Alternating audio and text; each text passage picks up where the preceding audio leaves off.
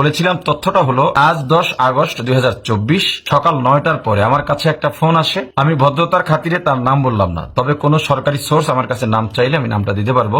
তিনি আমাকে ফোন করে উস্কানি দিলেন, আপনার তো ঢাকায় অনেক লোক আছে, বেফাক দখল হয়ে যাচ্ছে, আপনি সেখানে এখনই আপনার লোক নিয়ে বিশাল একটা আন্দোলন গড়ে তুলুন। দ্বিতীয় যেই উস্কানিটা দিল সেটা হলো যাত্রাবাড়ি বড় মাদ্রাসা, যাত্রাবাড়ির মোহতামি আমার শায়েখ আল্লামা মাহমুদুল হাসান সাহেবের বিরুদ্ধে ষড়যন্ত্র হচ্ছে, যাত্রাবাড়ি মাদ্রাসা দখল করার ষড়যন্ত্র হচ্ছে, আপনি তাদেরকে নিয়ে ওখানে দ্রুত কোন একটা পদক্ষেপ নিন এবং সেখানে জনমত গড়ে তুলুন। আমি তাকে জিজ্ঞেস করলাম, আপনি এই কথা কোথায় পেলেন? উনি বললেন, আমার কাছে তথ্য আছে। আমি শুধু এতটুকু বলেছি, আপনি উস্কানি দেবেন না। আমি যতটুকু বুঝেছি সারা বাংলাদেশে এভাবেই উস্কানি দিয়ে দিয়ে অস্থিতিশীল পরিবেশ করার চেষ্টা করছে তারা।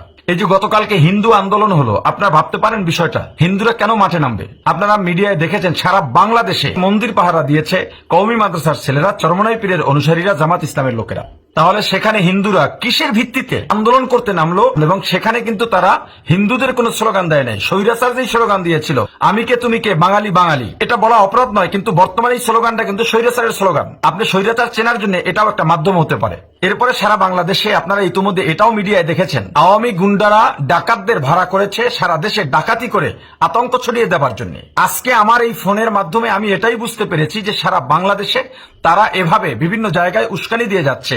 তাদের উস্কানি ফাঁদে কেউ কেউ পা দিচ্ছে, আবার আমার মতো যারা আছে তারা পা না দিয়ে আপনাদেরকে আরো সচেতন করে তুলছে। আমি বর্তমান অন্তর্বর্তীকালীন সরকারের কাছে আবেদন জানাবো, এই সন্ত্রাসী এবং যুদ্ধাপরাধী দল, হ্যাঁ আমি এখন এই স্বৈর শাসককে যুদ্ধাপরাধী বলবো, তাদেরকে নিষিদ্ধ করার জন্য।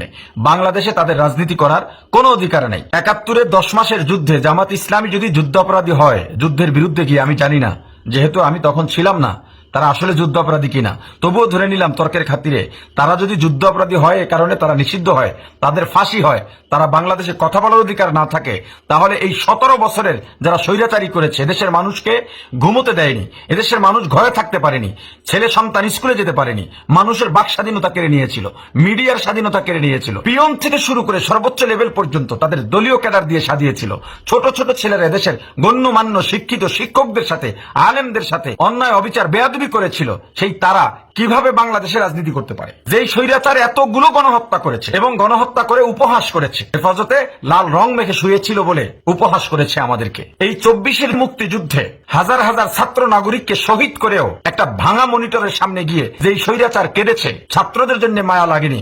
এই স্বৈরাচারী দলের রাজনীতি করার কোন অধিকার বাংলাদেশে নাই। বাংলাদেশকে ধ্বংসের মিশনে নেমেছে তারা। আপনারা দেখেছেন শেখ হাসিনার ছেলে সজীব ওয়াজেদ জয় একবার এক একটা বক্তব্য দিচ্ছে, আবার বলছে শেখ হাসিনা বাংলাদেশে আসবে, আওয়ামী সন্ত্রাসীদেরকে উদ্বুদ্ধ করছে, হিন্দুদেরকে নামিয়ে দিচ্ছে, বিভিন্ন মানুষকে ফোন দিয়ে উস্কানি দিচ্ছে, ডাকাত ভাড়া করছে। আজকে হাইকোর্টে ফুল কোর্ট বৈঠক করেছে। আমাদের সচেতন ছাত্র সমাজ যদি প্রতিহত না করত, হয়তো অন্য কিছু ঘটে যেতে পারত।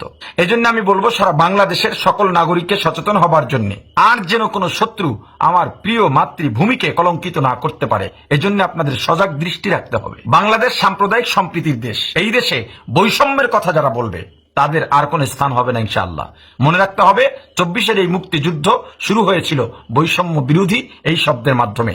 এই শব্দের ওজন এবং আবেদন আমাদেরকে বুঝতে হবে, বুঝলেই এই দেশে কোনো সাম্প্রদায়িক দাঙ্গা থাকবে না ইনশাআল্লাহ। অনেকে প্রশ্ন করছেন, হুজুররা এতদিন কোথায় ছিল? আপনার ইতিমধ্যে উত্তর পেয়েছেন, তবুও আমি বলি, প্রত্যেক আন্দোলনে ওলামায়ে কেরাম, মাদ্রাসার ছাত্ররা ছিল রিজার্ভ ফোর্স। এই স্বৈরাচার পতনের লক্ষ্যে ওলামায়ে কেরাম নিয়মিত আন্দোলন করে গেছে। প্রতিটা আন্দোলনে ওলামায়ে কেরাম কিংবা মাদ্রাসার ছাত্ররা শাহাদাত বরণ করেছেন, জেল কেটেছেন অসংখ্য ওলামায়ে কেরাম। এই কোটা বিরোধী আন্দোলনেও মাদ্রাসা ছাত্রদের কোনো স্বার্থ ছিল না, তবু আমাদের ছাত্র ভাইদের যখন রক্ত ঝরানো হয়েছে, মাদ্রাসার ছাত্ররা কিন্তু বসে থাকে নাই। আমার নেতৃত্বেই বিশাল একটা অংশ নিয়মিত আমরা যাত্রাবাড়িতে আন্দোলন করেছি, যাত্রাবাড়ি থেকে আমরা শাহবাগে মার্চ করেছি এবং গুলির সামনে, টিয়ার সেলের সামনে আমরা নিয়মিত আন্দোলন করেছি। এই আন্দোলনেও আমাদের মাদ্রাসার 70-এর ঊর্ধ্বে আলেম এবং ছাত্র শাহাদাত বরণ করেছেন। সবশেষে ওলামায়ে কেরাম এবং আমার প্রিয় কওমি ছাত্র ভাইদের উদ্দেশ্যে বলবো, বাংলাদেশে প্রত্যেক অন্যায়ের বিরুদ্ধের আন্দোলনে আমরা যেভাবে সোচ্চার থেকেছি, দেশ সংস্কারেও আমরা সেই ভূমিকা রাখবো ইনশাআল্লাহ। আমরা সচেতন